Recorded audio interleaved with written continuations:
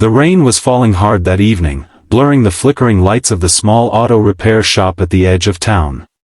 Inside, a young mechanic named Ethan worked alone, his hands stained with oil and his shirt soaked from the downpour every time he stepped outside to push in another broken car. He didn't mind, though. Fixing things, that was his peace. His late father had taught him that every broken thing deserved a second chance, whether it was a car, a dream, or a person. But that night, Ethan was about to learn that doing the right thing could sometimes break you before it blesses you. Before we go any further, if you believe in kindness, second chances, and the power of doing good even when no one's watching, please take a moment to like, comment, share, and subscribe to our channel, Kindness Corner. It helps stories like this reach more hearts that need hope. It was around closing time when Ethan noticed an old, dented sedan slowly pulling into the shop.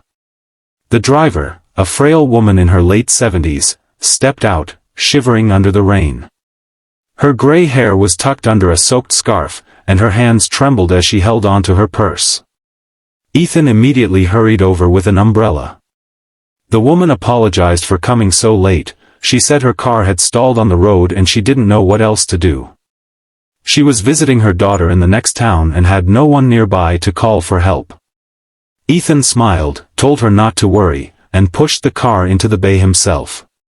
Inside, he inspected the vehicle under the yellow shop lights. The engine was old and tired, but it wasn't beyond saving. The issue was simple, a snapped belt and some corroded wiring. Easy to fix. But when Ethan gently explained the problem, the old woman's face fell. She whispered that she didn't have enough money. Her pension check wasn't due until next week, and she had already spent most of what she had on groceries and medication. She offered to leave her purse as a promise, but Ethan shook his head. He couldn't let her leave in the rain, stranded, scared, and ashamed. So, despite knowing what it might cost him, Ethan quietly decided to repair the car for free. He worked for hours, replacing the belt with one he bought out of his own pocket, cleaning the rusted connections, and tuning the engine until it purred again. When he handed her the keys and told her it was ready, the old woman looked at him with tears in her eyes. She tried to insist on paying something, anything, but Ethan only said, "Just pay it forward, ma'am. Help someone else when you can." The next morning, Ethan came to work exhausted but content. He'd done something good. But the peace didn't last. His boss, Mr. Dalton, a sharp, gray-suited man with eyes that always seemed to calculate profit, called him into the office. Word had spread through the staff that Ethan had given away free labor. Mr. Dalton's voice was cold as he accused Ethan of stealing company resources, wasting time, and violating policy. Ethan tried to explain that it was just one elderly woman, that he'd used his own money for the parts, that it was about humanity, not money, but Dalton didn't care. He only saw lost profit. "Kindness doesn't pay the bills, Ethan," the man sneered before handing him a termination notice. The words hit like a hammer. Ethan was stunned, his throat tightening as he realized what had just happened. Fired, for helping someone who had no one else. The sound of the rain outside seemed to echo his thoughts. He packed up his things quietly, his hands shaking, while his co-workers looked on in uncomfortable silence. Some of them muttered that it wasn't fair, others avoided eye contact. But no one dared to speak up. Ethan walked out into the storm that day, his heart heavier than his tool bag. Days passed, and the world felt crueler than before. He searched for work, but no one wanted to hire a mechanic, terminated for insubordination.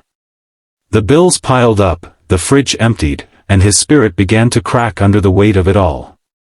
One evening, as he sat in his small, dim apartment, staring at the flickering light bulb above him, Ethan wondered if he'd made a mistake. Maybe kindness did cost too much. Maybe the world didn't want good people anymore. But fate was not done with him yet.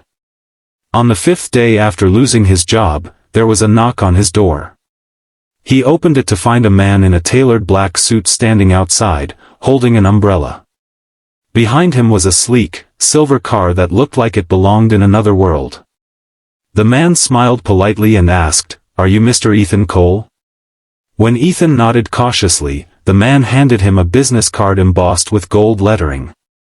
It belonged to Gracefield Motors, one of the largest luxury car companies in the state. The man introduced himself as Samuel Gracefield, the company's vice president. He explained that his mother had recently come home talking about a young mechanic who refused payment and helped her without hesitation. Ethan's eyes widened. She was the old lady. Samuel said his mother had been deeply moved, and she couldn't stop praising Ethan's compassion. She had told her son, "Find that boy. The world needs more like him." Samuel then looked Ethan in the eyes and said, "We could use a man like you." Ethan was speechless as Samuel continued. Gracefield Motors had a small-town initiative to restore old cars for single parents and seniors in need. They wanted Ethan to lead the program. Not only would he have a job again, but one that aligned perfectly with his values, to fix not just cars, but lives. For a moment, Ethan couldn't even speak. He just stood there in the rain, tears mixing with the drops sliding down his cheeks. The universe had turned the pain of one moment into the promise of another. He accepted the offer, and within weeks, he was working again, not in the shadow of greed, but in the light of purpose. Months later, Ethan visited his old repair shop. It had gone quiet after Mr. Dalton lost several clients and faced complaints about his cold treatment of workers. The company had shrunk, and Dalton himself had reportedly closed the branch. Life had come full circle. Ethan didn't gloat. Instead, he sent a silent prayer, for forgiveness, and for hope that maybe, even Dalton would one day learn that kindness isn't weakness. Ethan's program grew rapidly. Dozens of families got their cars repaired for free, thanks to donated parts and volunteer work. The story of the mechanic who fixed a grandma's car for free went viral online, inspiring thousands. And every time Ethan saw someone smile as their old car started again, he remembered his father's words, "Every broken thing deserves a second chance." If this story touched your heart, please like, comment, and share this video, and don't forget to subscribe to Kindness Corner for more true stories that remind us of the goodness that still exists in the world. Speech balloon special request: tell us in the comments below, have you ever helped someone when no one was watching? Your story might inspire someone else today.